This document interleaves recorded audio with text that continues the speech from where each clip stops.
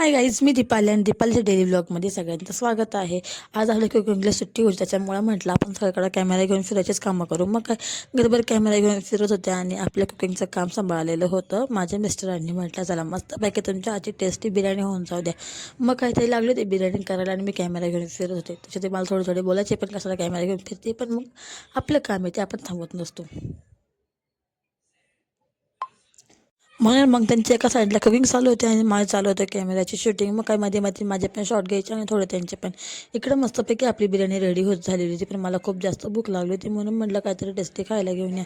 ते खायला घ्यायला चालू तेवढंच म्हटलं थांबा थांबा पहिले 2-4 स्नॅप तर काढून घ्या. मग काय ते म्हणते पापड तळल्यावर मी काहीतरी खायला घेऊन येतो. मग ते गेले होते खायला आणायला, त्यांनी कुरकुरे वगैरे खायला आणले होते.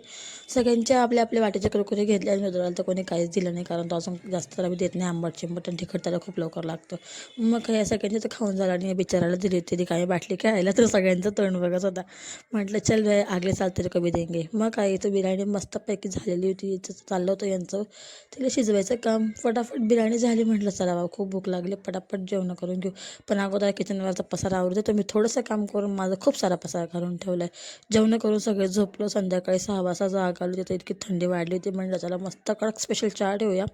घरातलं काम ऑलरेडी सगळं आवरलेलं होतं, मग काय टेन्शन नव्हतं. इकडं रुद्र खेळत होता, त्याचे पप्पा झोपलेले, त्यांनी मुलींचं फोन बघायचं चालू होतं.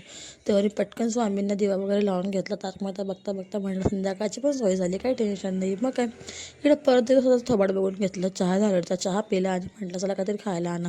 अहो घेऊन आलेले ते कोरियन चिली पोटॅटो, खाऊन मस्त एन्जॉय